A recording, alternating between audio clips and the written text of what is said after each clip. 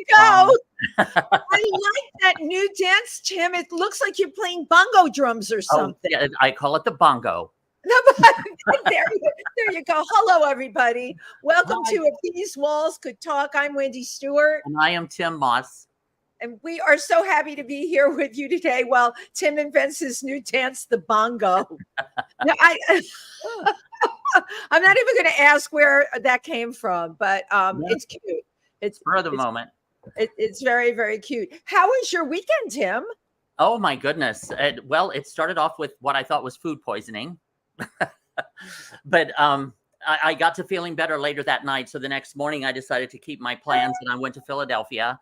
And cool. Had a wonderful time spent with Jess Brannis, who's going to be running for city council there. And you saw our wonderful friend Nathan James, who I love and adore, the journalist. So cool. We had a day in her pool, and it was a wonderful time. So and very much needed. We all just kind of needed to unplug, hang out, swim, laugh, and talk. So it's funny because I did a similar thing to you. I did Divas Down the Delaware. Catskill Pride does this event upstate. I did not go down the Delaware. Why didn't I? I was so shot from my week. I'm like, how the hell am I going to paddle a raft? But they had a really nice taco party after. And it's just so much of our time is spent being out there performing, meeting people, clients and everything. It's nice to just like have a damn margarita and not think about anything, right? Except that it's summer. So yes, this weekend, which you're going to be coming, thank you, on Friday's show. Reunion. I'm in a series of short plays called Reunions, and it's at the Producers Club Friday, Saturday, and Sunday. And it's named after our short play, which is called Reunion. And it's one of my favorite scripts. It was written with me in mind, which you can't ask for more than that. No, really. And yeah, it's very heartfelt. It's a very, very cool show that I'm grateful that you're going to come and see it, and anyone else. Oh yeah, absolutely. And can you give the time and the address again? Well, it's the Producers Club at 358 West 44th. Cool. And they're odd times. It's 5 o'clock. 5 o'clock on a Friday afternoon, and then Saturday and Sunday afternoons at 4. So at least I get home early those nights. That's a good thing. And you get to do what you love, right? Oh, absolutely. It's a wonderful, wonderful show. And I mean, all of the shows are really good. But then the following weekend on August 12th, be sure to get your tickets for Bitter Betty's. That's the big one. Yes. Well, you're getting your tickets for Bitter Betty's, which is going to be at Red Eye. Mm-hmm. First time there, right? First time ever doing the show. First time I'm performing there, yeah. That's exciting. Unfortunately, ladies and gentlemen, I won't be there. I am going to Alaska to sit on an ice floe. And you need that. Come to that. I do. Absolutely. I'm going to Alaska alone. And I'm hoping to see moose, grizzly bear, eagles, salmon spawning. Maybe I'll see some spawning salmon. It doesn't get any better than when the salmon spawn. But I'm really looking forward to going. However, I realized one thing about myself. I absolutely hate packing. Hate with a capital H. It's not my thing either. But I had to, get up and pack to go to Philly this last weekend, and we're going to Chicago. We're taking 50 Shades of Gay to Chicago in a couple weeks. Right. Some more packing and Right. Well, you're so used to it too with like 50 Shades of Gay, or most of what you do different characters, and coming to your apartment to see all those suitcases lined up in your hallway. I have different costume bags depending on what song I'm going to sing, or what show or character or the play I'm doing, because I do so many different ones. I'm just, thank God I haven't grabbed the wrong bag for the wrong show. Thank God yet. Did that ever happen to you? No, not yet. Thank God. God, the angels are with you, Tim Moss. Yeah, I show up to do, this dramatic reunions with my Get Your Girl On bag, Yeah, right. Or that blue wig, that fro you have in blue. Yes, for Knock on Wood. Bathrobe. Yeah. That would be an unbelievable mistake. No, that one is for Yeah, for the one from Hairspray, Welcome to the 60s. Yeah. That's Welcome to the 60s. Yeah. Yeah, I got Well, the egg for that song too. you can This, never be too ready for anything. right. On a solemn note, this week, a horrible incident out in Brooklyn. Yes. O'Shea Sibley was with some friends. They were at a gas station. They were voguing and just having fun, and some a group of guys came up, and there was a argument, and O'Shea sibling got killed for voguing in public in Brooklyn. So there's an emergency action justice for O'Shea sibling. It's this Friday at 6 p.m. and it's going to be at the Mobile gas station. And I love this, it's a Mobile gas station at 1935 Coney Island Avenue in Brooklyn. And it's a memorial ball, Vogue as an act of resistance. So everybody is going to converge on the Mobile gas station and Vogue.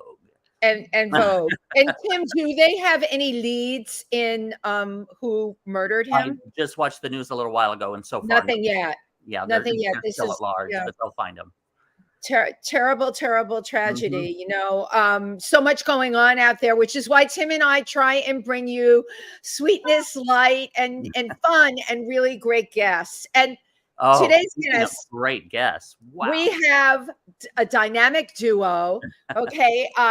The first of the dynamic duo is Harriet Schock, and the other person is Lynn Floyd. They are both singer-songwriters, and they really have interesting history together besides their collaboration. 4 of Harriet's songs have been recorded by Smokey Robinson, Roberta Flack. She's recorded for Helen Reddy, Ain't No Way to Treat a Lady, Dreaming, which is a favorite among people that love The Little Mermaid. And Gary, such an incredible singer-songwriter in his own right. His newest CD is called Present Shock, where he has taken a collection of Harriet's songs, and it's all about her music. And we just love when 2 amazingly talented people work together. Let's hear how this all happened. First, we'll introduce you to Harriet Schock. Yay! Yay. Thank you so much. Hey, Harriet. And welcome to the show, Harriet. Yes, I was so interested to hear what you guys are doing. I feel so isolated in California when you're in New York where everything's happening. Well, look at what's happening for you. My God, California, and you look at everything that's happening for you. You're just like been like the Ever Ready Bunny. I love it. I love it. I got to admit it. Yeah, well, what's not to love is what we say, right? Mm-hmm. Exactly. So you're doing your music, and you're also working your film. You're in the 3rd or the 4th stage of your campaign for your documentary. Yes, Tom Solari decided to make a documentary after coming to one of my concerts, and he started when the city closed down for COVID. That's when he launched the campaign, and we had 3, and this is now the 4th, which launched yesterday. Wow. Fundraising. How exciting. How exciting. It's exciting in a great way. You know, I love when people come on here because I usually ask, like, how did you get through the pandemic? It was devastating for so many. And especially we've had music people on here that had 300 tour dates booked. Yeah. And then all of it, comes to a crashing halt. So how brilliant that you're getting your documentary out there. Now, the documentary is called Hollywood Town, right? Hollywood Town, the Harriet Schock story. The Harriet Schock. I mean, wow. Do you tell all in the documentary or just some? Well, it's not one of those things where, they've dug up some, horrible thing that happened. Right. And someone said, you overcharged at your lemonade stand at 7 years old. No. The scandal. Primarily, the purpose of doing it was Tom Solari was at a concert. He thought there are only, a handful of people here, 100 people. More people need to know about what you do. So it's more of an intimate musical portrait, as he puts it. Wonderful, wonderful. We're not digging up my ancestors. Yes, it's something that lifts you up rather than tries to bring you down. Yeah, exactly. And I'm sure you've been forgiven for overcharging at the lemonade stand, right? Because Yeah. enough But how do you feel having someone approach you to do your life story? Isn't that fabulous? I was, I had seen his work and I trusted him. I was a little apprehensive because I thought, do I really want to sit through 90 minutes of stuff about me? But, I have to say, I saw the rough cut and I was very moved. He managed to make it interesting, even to me, It really. That's such an honor to have someone like him to approach you and want to do your life story. And there's something that you said that really resonates with me. Your story needed to be told, because when I was reading your bio, so I'm not super knowledgeable in the world of music. I know all the names that people know, and I knew about Helen Reddy, and I knew about the song "Ain't No Way to Treat a Lady." But then I start reading your bio. My God, you've written for so many people, right? And The Little Mermaid. It's like you just your dossier was so completely impressive. So kudos. I want the world to know about that in this documentary. Thank you very much. Yeah, it's interesting because very few people know who wrote the songs. They think the singer wrote the songs. Right. And I'm now making my 8th album, and the way it's worked for me is my albums would come out, other people would hear them like on the radio, and then they would cover the songs. So I didn't write the songs for any of these people. I just wrote the songs and then they covered them. Wow. But you know what? That really says a lot, that your music that you wrote for you spoke to them. That's like a rare thing, that it was a fit. Yeah, I'm hoping that's the way. If I believe, because I also teach songwriting, the more personal, the more universal. If it's done with craft, if you know how to write a song. And you can make it as personal as you want. Look at it, Joni Mitchell. Her songs are very personal, but very universal because she is a master at the craft. Right. Right. Well, some of the people that have recorded your songs are Smokey Robinson, Roberta Flack, Helen Reddy, Johnny Mathis, Gloria Loring, Vicky Carr, just to name a few, and Nancy Wilson, for example. Those are some heavy hitters. Those are some wonderful artists. And I just got an email yesterday from someone who wanted my Partridge Family song. Oh, right. I forgot about that's right, Tim, the Partridge Family. She wanted to play it on the piano, and she needed the sheet music. And I said, well, I do things by ear, so I'm going to have to hire somebody to do that. Oh, my gosh. We gave her a lead sheet, and she couldn't figure out how to play the chords. She wanted every note written out. So I went back to him and said, you got to give her a score. Yeah. Oh, my God. How incredible. So what is that feeling like when you hear one of these people sing your song? Or are you used to that now? No, I love it. I really do. And the crowning one was when Gary Floyd did an entire album of my songs. But I've had a lot of singers. Sometimes I like them better than other times. But most of the singers who have sung my song are very soulful. They don't do a very regimented version, like you probably don't know what the Lawrence Welk show was, but before your time. How can I forget those bubbles, Harriet? That was my favorite. You know what? Such an incredible time when everything was safe. I would be in my parents' apartment in the Bronx and really look forward to Lawrence Welk and the bubbles coming up. And even the music that they played, it was such a soothing time. And Bobby and Sissy dancing. But it was always very regimented and not very soulful. So that's that's the kind of version you don't want. But I've been fortunate to have soulful singers singing my songs. Absolutely. God bless. So you've been playing piano since you're 4 years old. Yeah. I know, that's funny that Gary and I both learned. I found that amazing, that the two of you, that was like, I kept looking, this is in common, that's in common. But that one really blew me out of the water because how ironic, Gary was in one place, you were in another, and the two of you, like at 4, that's like a prodigy to me. And now you grew up in Texas, right? Yes. I think, I'm from Dallas.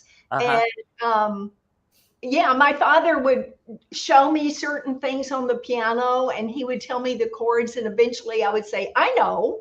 you know. Oh, So wow. that's how it happened. Unfortunately, I never really learned to read. I would study piano and I'd have my piano teacher play it one time to see if I really wanted to play that.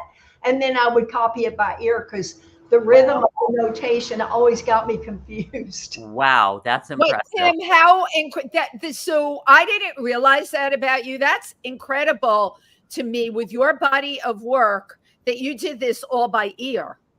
Well, when you think about it, the music that you write is not already written down. So it doesn't matter if you can read or not because you're making it up. You're creating it and you're creating it in your head. Wow. Wow. So Yeah. you've always just kind of enjoyed music or creating sounds, and Yeah. how did you discover your love for that? Was that just from playing the piano by ear?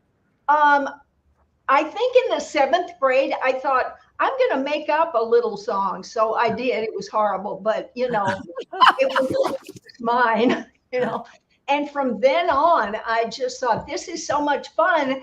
And, I went to college, I got an English major, and I thought, I'd love to write songs because we did all these skits in college and, we always won. Again, the sorority, I know that's very passe, but it was helpful because I went to a girls' school in high school and then this huge university. So I needed a smaller group. So within the sorority, we had these things called stunt night, and I would always write the shows and write the songs. And I thought it'd be great to do this for a living, but no one does that, right?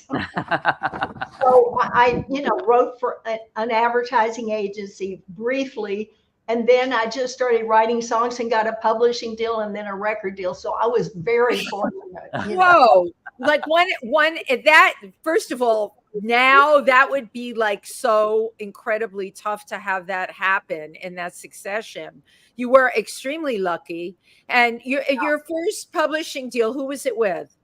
Well, it's now Sony, but back then it was called Cold Gym Screen Gym. Mm-hmm. Yeah. Wow. And how old were you when that happened? Oh, I was like 20 or something. I was. Don't you love these stories? 20 so years. You moved from Texas to LA?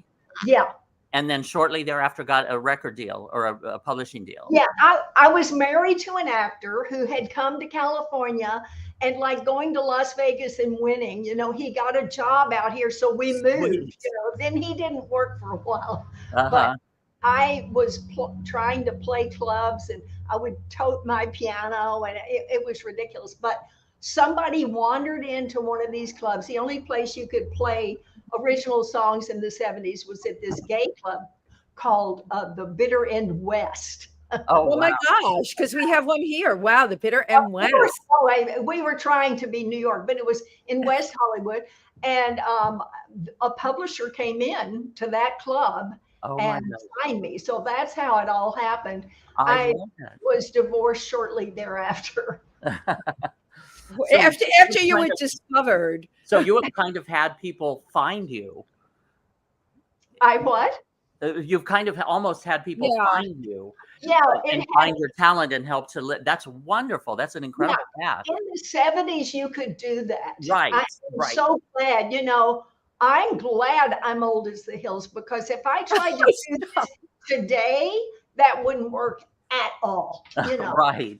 It's interesting, Harriet, because I came up in a time where they did find people, and that's still, I remember when they found, not that they, but I knew Madonna's whole career from when she came. Mm-hmm. We were in similar circles starting out in New York at the same time, and it was like what is it, Schwab's drugstore, where they used to do, right. And my husband constantly reminds me, he says, Wendy, you're going to have to work 10 times as hard because no one's going to discover you. And I say to him, but just that, I'm still thinking I'm going to get that one phone call. I still think that is going to happen. And Harriet, you and Tim, this. It's just not like that anymore. Right. Yeah. The industries have changed. Definitely. It's just totally changed. Now, we have a video that I would like to show. Yeah. And this was for Jim Keston, is it? Jim Keaton. Jim Keaton. Yeah, he was a young man who was in West Virginia, and he had really no support whatsoever. He was gay, and he felt so isolated. He was on the verge of suicide. And Wow. he happened to see Helen Reddy sing I Am Woman on television. And he thought, I have to reach her, you know. And so he called Capitol Records, and some night watchman gave him an address. And he wrote her thinking, oh, she'll never write back. She wrote him back. Oh, And he decided not to commit suicide. And then goodness. he went into crisis hotline for his, you know, the 911 for his career. He spent his entire career helping others. So this story just wrote itself. I interviewed him as part of the documentary. You know, I wanted to write a song because it's in the film. And he told me this story. So I wrote this song and I'm singing it here. I love it. Right. Well, why don't we take a listen? Okay. Take a listen to Harriet Schock.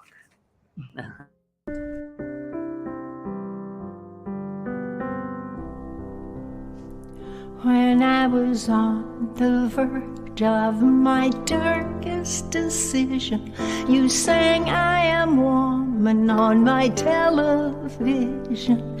I found an address and I wrote you that day. I thought she'll never answer. No way. Your response cut through depression like a knife. And 50 years ago, you saved my life. We gave and gave and gave to one another, and I'm what I am from what we were to each other. Because you lived, I live. Because you gave, I give.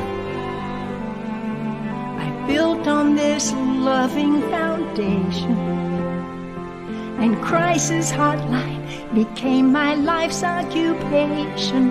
I've intervened for thousands who were withering on the vine. I saved these precious lives like you saved mine.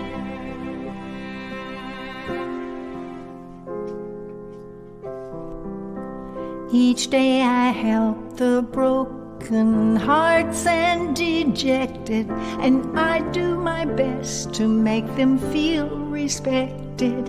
At night I would fill my cup at your show.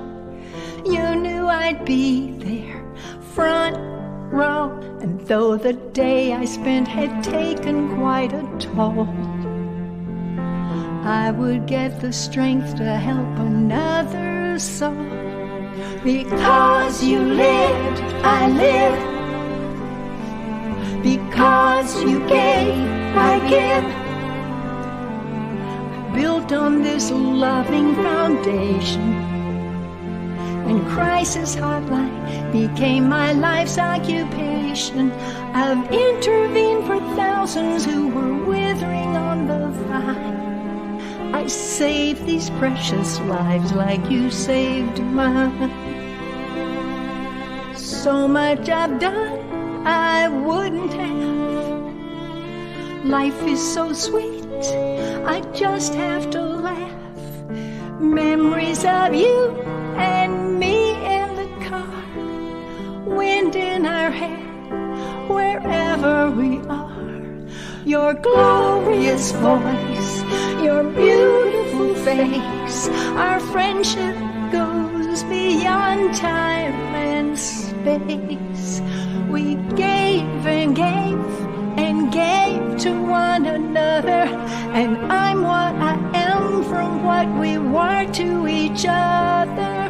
Because you lived, I live. Because you gave, I give. I've intervened for thousands who were withering on the vine. I saved these precious lives like you saved mine.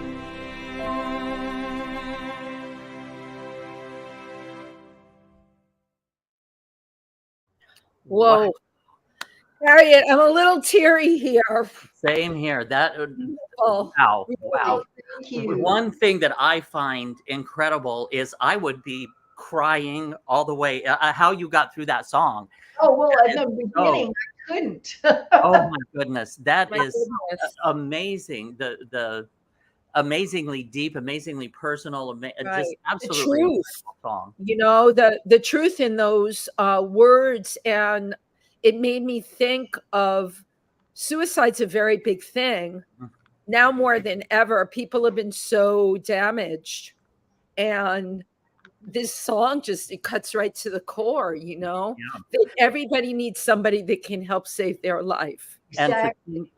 and then you pay it forward. Yeah, I mean, just hearing Jim tell me the story, I was in tears, you know. Amazing. Yeah. And to think that was 50 years, and the pictures with him with Helen Reddy later. Oh my God, Tim, right? Told me. Yeah. That was Tom so Sawyer beautiful. put that together, yeah. Oh my goodness. I mean, that is one of the most celebratory moments of an artist's life, I would think, is and just beautiful. Yeah. The words are just absolutely beautiful. And interweaving, I mean, how you've been writing for years, of course, but like for people who have been withering on the vine, like it's so poetic and just so I'm extremely impressed. I just absolutely adore Beautiful. it. And not just that song, but yeah, this one really cuts down to the soul. Yeah. And it's I met Jim at Harvey Brownstone's event at Stonewall. I had a nice conversation with Jim. He didn't mention this song, and just hearing this and thinking about him, wow, you know, and he's devoted his life now to helping other people. It's incredible. And because you lived, I live, and because you gave, I give.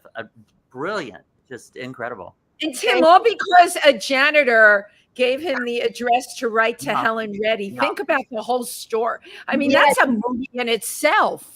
I know. I mean, small acts of kindness, you just don't know how important they can be. Mm-hmm. Absolutely. And really, really, absolutely incredible. And thank you for sharing that with us today. Thank you for playing it. Yeah, it's in the film. It's a little different in the film, but I'm excited, you know. I was moved by the film not only because of all of the beautiful stories that I have been able to hear from others, but Tom managed to find old footage of my family and stuff. So I start crying, you know. Mm-hmm. Nice. Right. And you can put it all to music. And the other, you have such a quality, by the way, in your voice. It just is down within when someone is listening to you. You know, we talk about your songwriting and how so many people have used it for covers, but your voice is so unique and so special. And it's got a truth sense in it.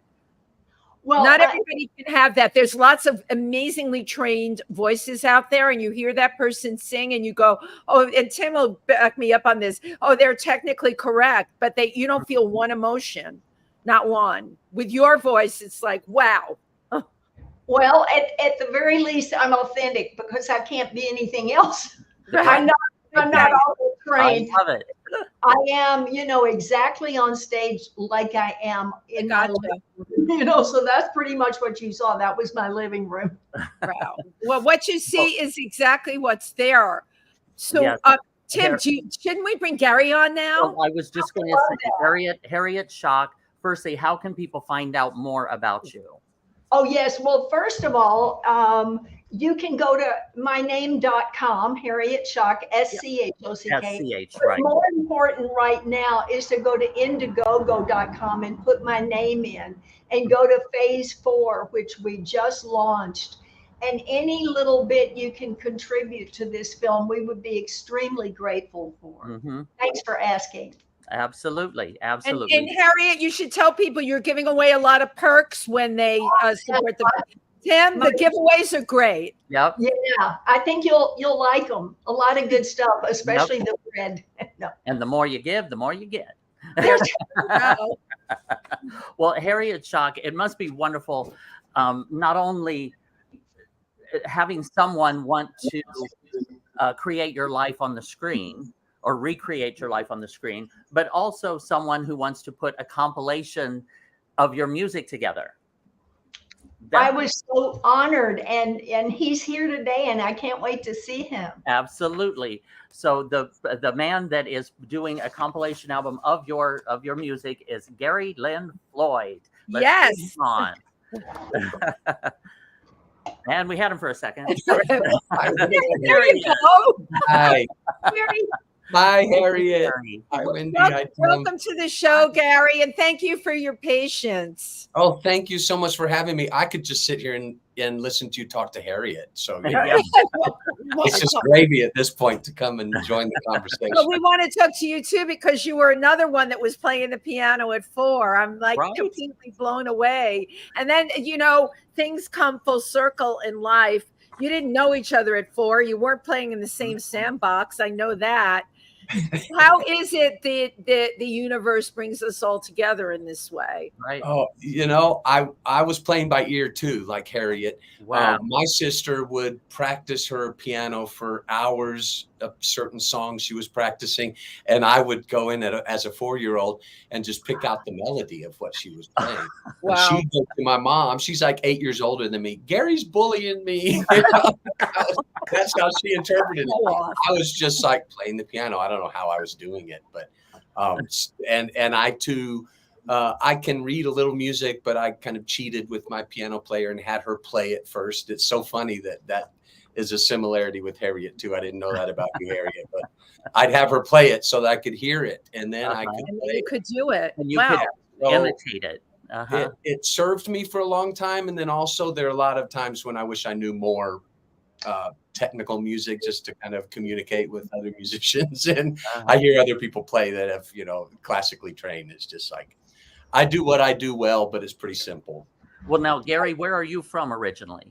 I'm originally from Houston, Texas. Oh, okay. And So Harriet Harriet and I immediately hit it off when we first met. I had been living in Dallas.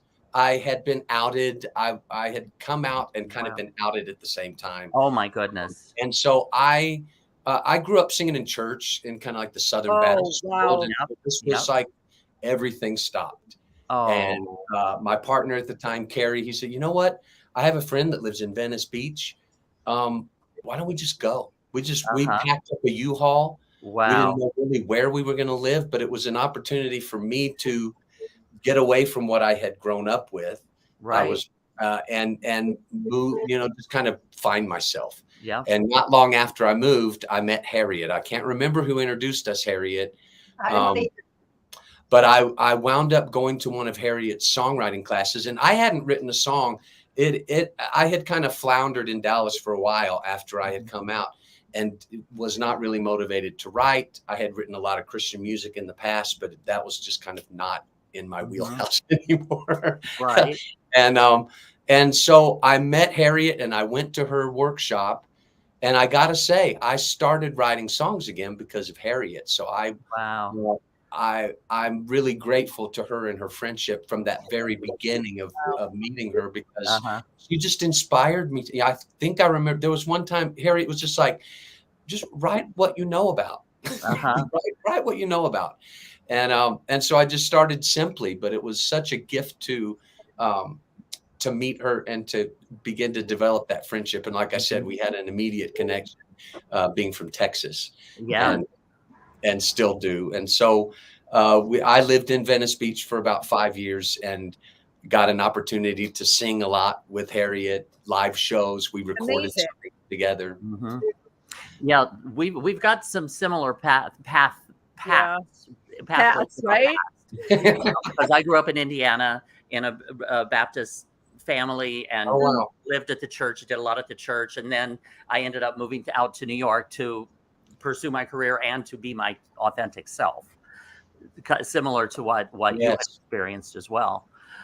Now, one question I have for you is, how was that paradigm shift? Because you said that you used to write for Christianity and for the gospel. Church, and then once you got out there and you stopped, and then once you started back up again, because your paradigm had shifted, your world had shifted, your perspective had shifted, and started into that. and then start writing about, like Harriet said, what you know.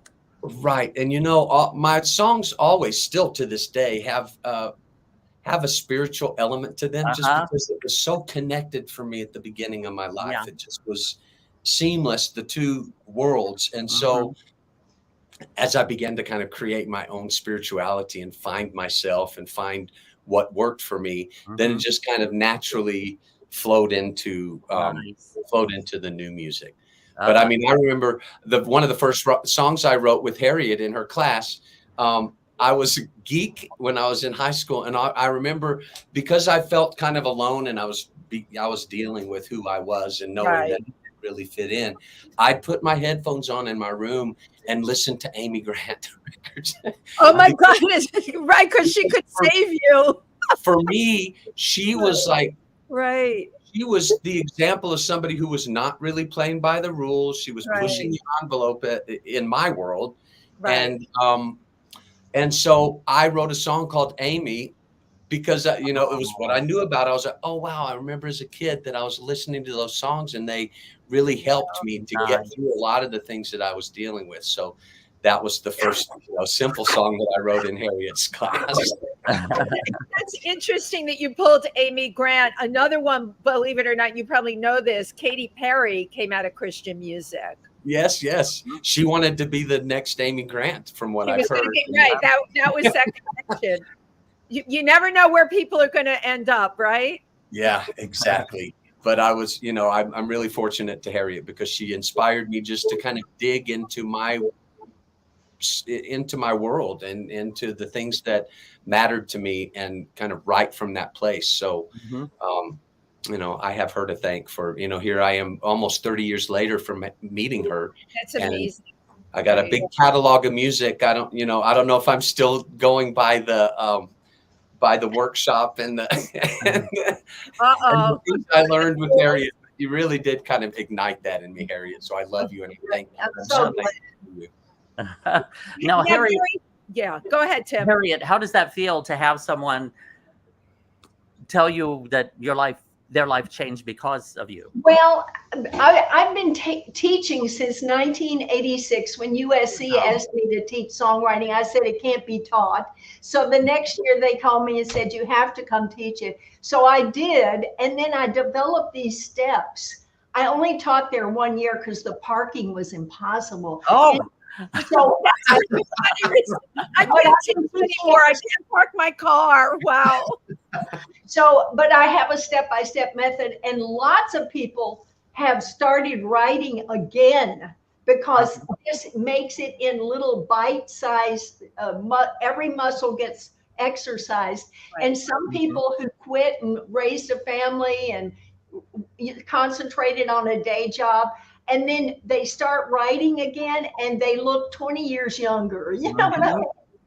Well, that's a really, really good point, because when you find your creative self and your creative authenticity, you do, I always say it's aging backwards, because it really is the essence of who you are. And what an incredible gift you've given to Gary, an incredible gift that you give to all of your students. What I think is so impressive is how easily and generously you share who you are to bring out the best in them. You and are knowledge. Right. Because of that, that really makes, not everyone can teach, Harriet. Not everybody can. And it's such a huge part of you. It's true. And by giving it to Gary, I gave it to the world, because his songs are really, really uplifting. I've been to his concerts, and he's come out with an album of my songs, but his songs also are so inspiring and beautiful. And I got to tell you, I just sent him whatever songs he wanted to record, and this man got them all down by ear, all the chords, everything. Wow. I don't trust anyone to do that. And I listened to him, and he figured it out. That's scary. That's really scary. Even the words, I didn't even give him the words. He just listened and made this. Wow. Wow. Yeah. It was so much fun to go through your catalog, Harriet, and get to pick my favorite songs. Oh, nice. To record. I just, it was really cool. Wow. Well, and I know we have a clip for you too, Gary, that we want to play. The song is I Am Yours. Can I say something about it real quick? I want you to say something about it, of course. Everything about another full circle moment, because years later, I mean, Harriet and I have been friends for all this time. I wound up moving to Nashville for a while and then back to Dallas. And so I'm in Reno now. So I've been all over the place. But we've maintained our friendship just from a distance. And then Harriet reached out to me. She had written this song called I Am Yours, inspired by Harvey Brownstone. And I was so honored that she thought of me. And when I got the song, speaking of being so moved by a lyric and a song, it felt like it was my story. One of the most beautiful things I think about Harriet, she was talking about if a song can be specific and then universal, but she has such a gift at making it such a specific story, a universal message. And this song is one of those. I broke down when I started trying to record it, because I thought of my parents and my coming out to them and the long journey that I had of resolving issues with them and them finally kind of coming around. And so I just think this song that she wrote for Harvey specifically, is just remarkable, because it moved me. And I think it's just an anthem for anybody who's had to come out for any reason. Right. Thank you. Well, let's take a listen to Gary Lynn Floyd singing a song written by Harriet Schock. I am.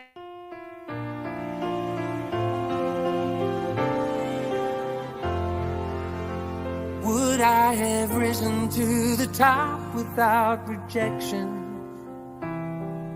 Had I not been abandoned and reviled?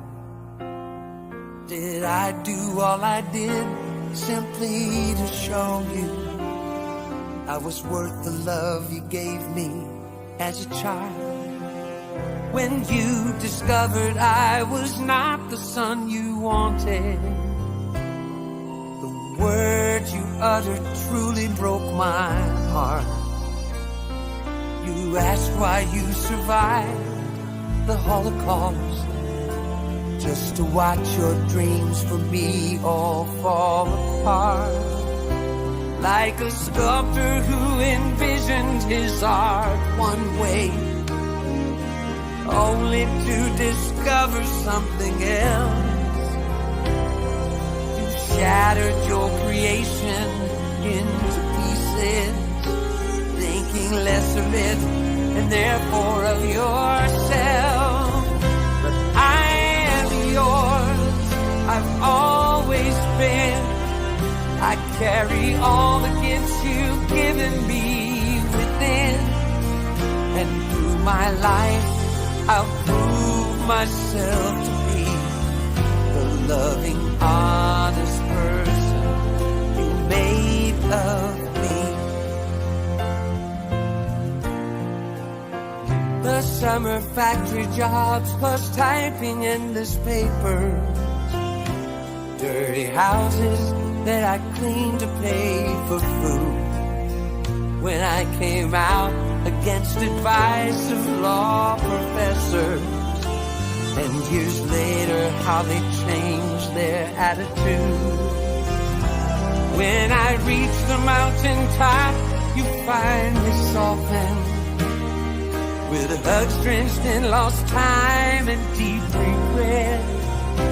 As I held you, it was worth all I had gone through, for this moment that my heart would not forget. 'Cause I am yours, I've always been. I carry all the gifts you've given me within, and through my life I proved myself to be the loving, honest person you made of me.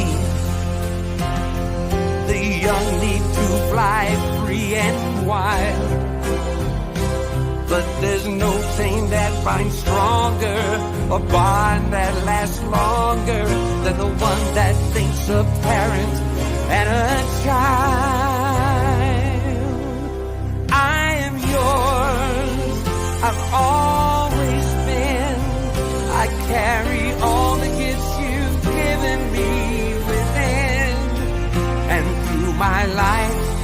I proved myself to be the loving, honest person you made of me.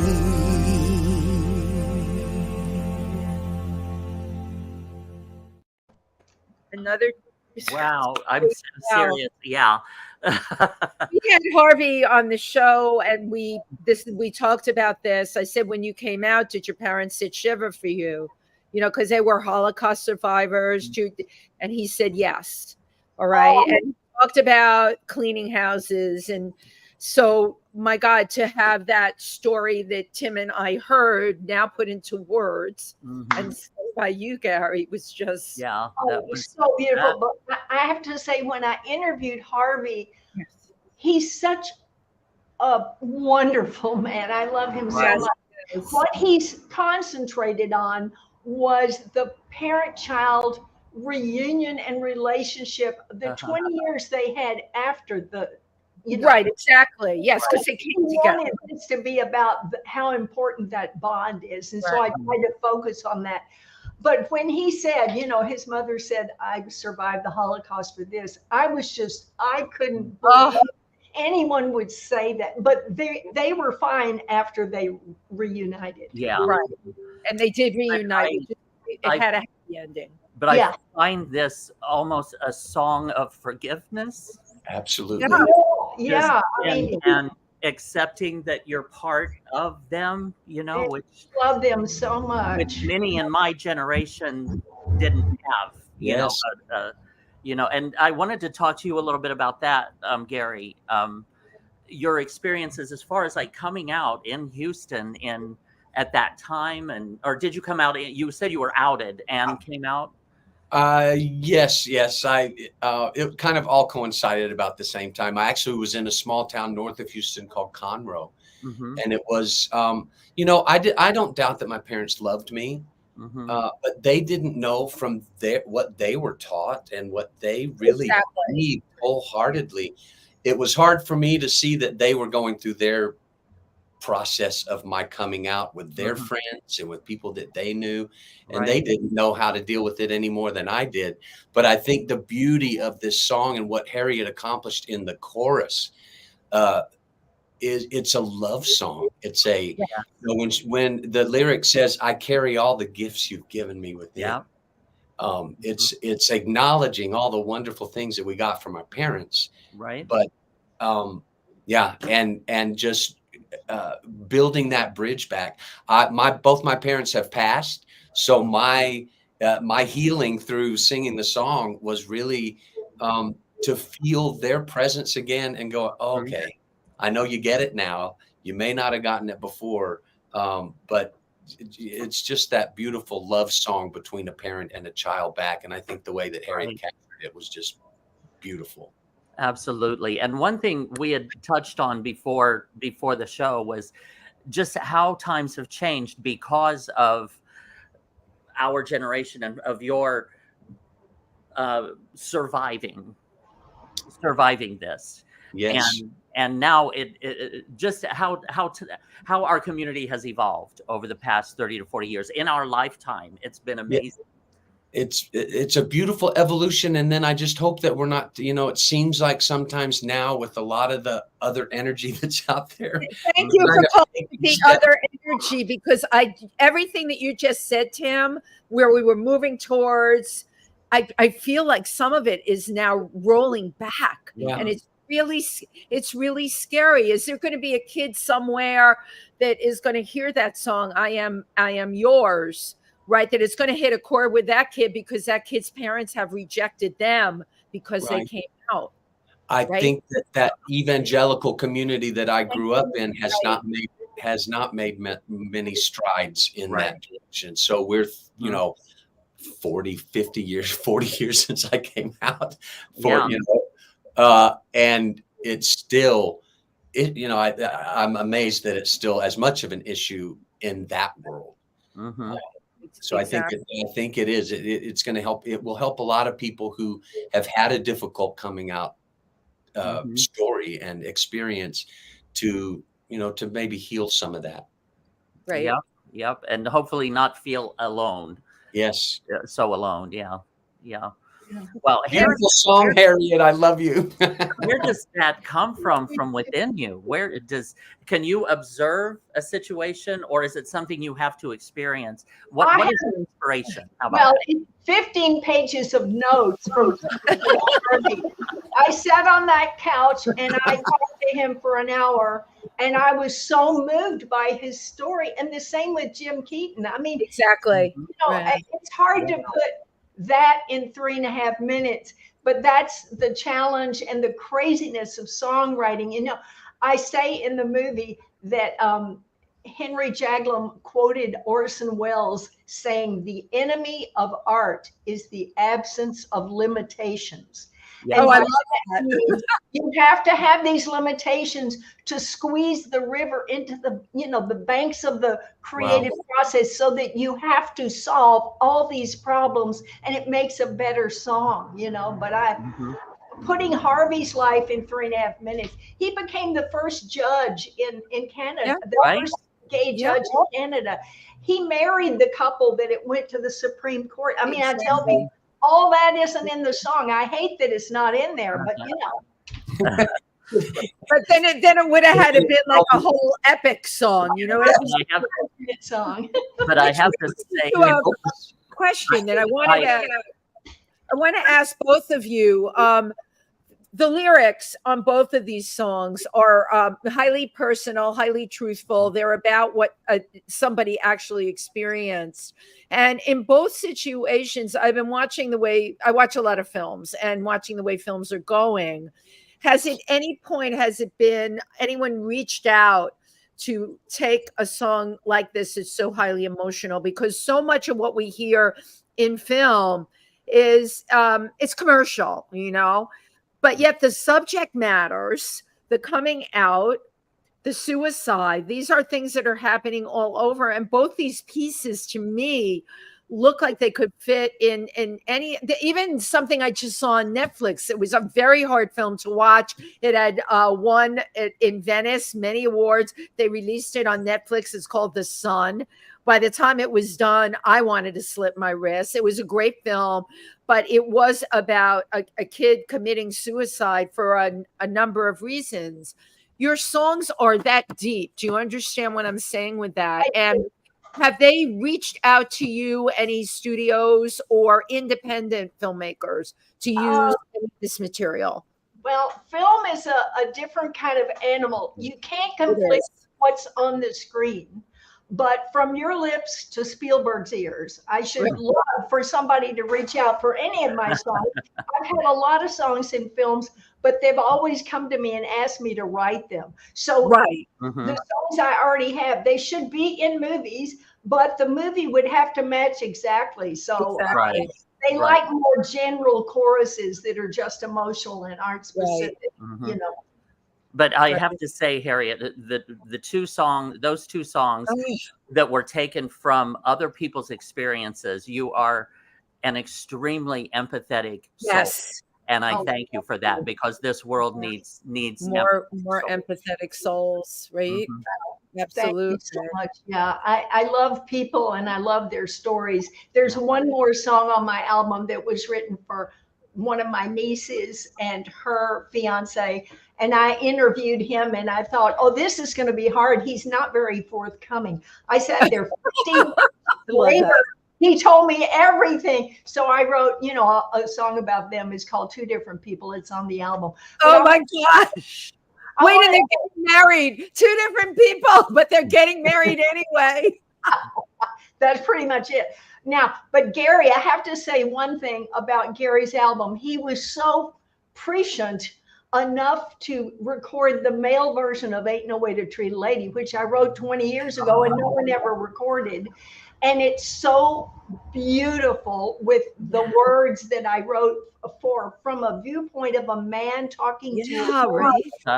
Tell them the story you said in your live show. I love that. Gary, what did you say? Let's hear the story. Well, we originally, I can't remember exactly what I said, Harriet, but we did a demo of this song 20 years ago. But you remember you had a fiance or something. Oh, yes. I was engaged in college because I felt like God was going to maybe change me. To a woman or to a woman? That was the indoctrination I had, was Right, maybe if I just get married, then it'll all resolve. Yeah. Of course, I was Baptist, so I couldn't have sex before marriage. Right. So, you know what they say, Gary, you can pray away the gay. right. No, you can't. You can't. Not gonna happen. Anyway, I was engaged, and then I graduated a year before she did and moved to Dallas and kind of got my head together and realized, and had a couple of friends that said, you realize you're gay and you can't get married. You don't do that. So I ended the relationship. I couldn't really come out to her at the time because I wasn't out at the time. But this song, as I was recording it, I thought of that situation because it's kind of an apology in a way of, oh God, I know that I treated you that way, and that is not the way that you deserve to be treated. And so I think that the male version of the lyric is just brilliant because it's a tender male version of that situation, and of kind of owning what you've done and how you might have treated someone, and coming back to them and saying, you know what, I really apologize for. It's what every woman wants to hear and never does. Thank you very much. Once again, he does it. It's just so beautiful. You think, oh yeah, that's what I wanted to hear. Gary, did you ever get to apologize to your fiance? I did not. Unfortunately, I didn't. You should send her that you're recording of that song. Once again, she did go ahead and get married and has kids and everything. Okay, so she's fine. Okay. Yeah, exactly. But once again, that song in the new version is empathetic. Yes, absolutely. Empathetic, which I love that. I just love that. Well, Gary, now tell everyone how they can find out more about you and your album that's coming out. Oh, cool. You can go to GaryLynnFloyd.com. The album is up on all the streaming platforms, and so you can stream it on Spotify or Apple Music. You can also go to my website if you want a hard copy CD. I've got them right here. Nice. And Harriet has a stash too. Yes, there we go. So you can reach out to either one of us, and we can make sure that you get an actual CD if you still can play one. And we're doing a show together. Oh, yes. Oh, and Harriet, I just heard back from Paul, and I think that August 22nd is a good day. Okay. So we're going to be at a club where they do a live stream. Oh, sweet. And I have a fan in Austria who gets up in the middle of the night. She'll be watching you. God damn, that is a real fan. Gary is going to perform the songs, and we're going to sit there and talk about, how I wrote them, why he chose them, and it's going to be a lot of fun. Nice. Yeah, so August 22nd, that's going to be happening. So we'll just get more information on that on our websites too. Absolutely. Well, that's the streaming show, right? You're going to stream it? Yes. Well, Gary, I have one question for you about the song selections. Did you have any songs that you were working on that kind of surprised you in some way? Yes, a couple of them. I had not heard.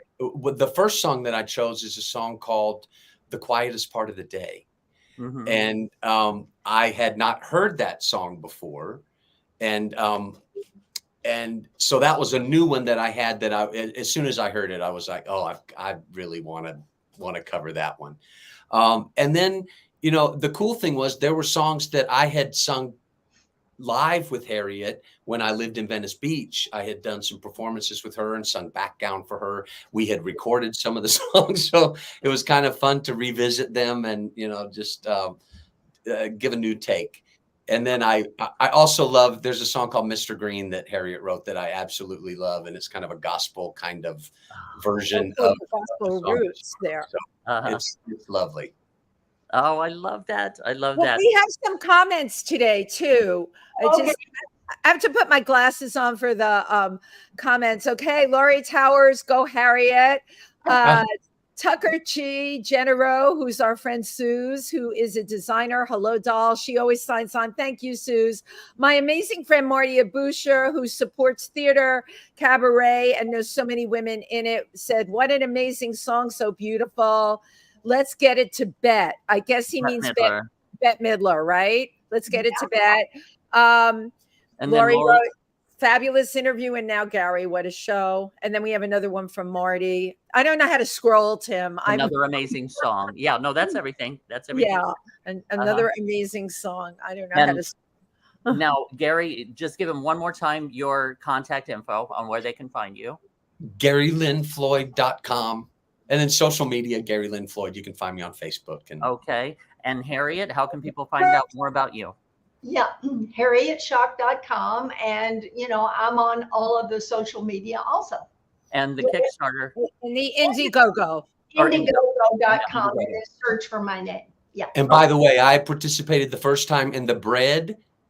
The perk for the bread is delicious. I highly recommend it. Harriet, can you tell everybody about that unusual giveaway that you have? I've never seen that on Indiegogo. Tim will love this. Well, okay. The man who is mixing the sound is also a baker. He has a bakery, and he makes the best sourdough in the world. And I can't eat bread usually, but I can eat that. It's gluten neutral, whatever that means. But anyway, it's the best bread. And he's giving it for $100 donation. Oh, sweet. Everyone who got it last time is getting it again because it's just the best, Yeah, well, it would be worth the $100 donation. I just love that you're giving away homemade bread. I think that's great. Fabulous. It is. I remember when he was making it in his bathtub, but he's got a bakery now. It was never in his bathtub. I'm just kidding. Oh, my goodness. His name is Randall Michael Tobin, and it's called breadness.com. And he has random acts of breadness. Yeah. Oh my God, I love that. Right? Well, I have to tell you, this has been such an incredible discussion and talk and interview, and the music has just been so touching. Yeah. And so I cried twice on the show today. That's a lot. Same here. But I just want to thank you both for all your contributing to the world, everything, your beautiful souls, and sharing them with us today. And your empathy. Absolutely. I want to thank Lori Towers for introducing all of us. Yes, thank you, Lori. Yeah. Lori is also a very empathetic soul. So it's great. She brings people together. Absolutely. Musician. Yes. Well, Gary Lynn Floyd and Harriet Schock, I thank you so very much for coming on and chatting with us. It was absolutely delightful. We so appreciate it. Thank you so much. Our pleasure. All right. Thank you to everyone who tuned in. We'll see you next week. Bye-bye. Bye. All righty.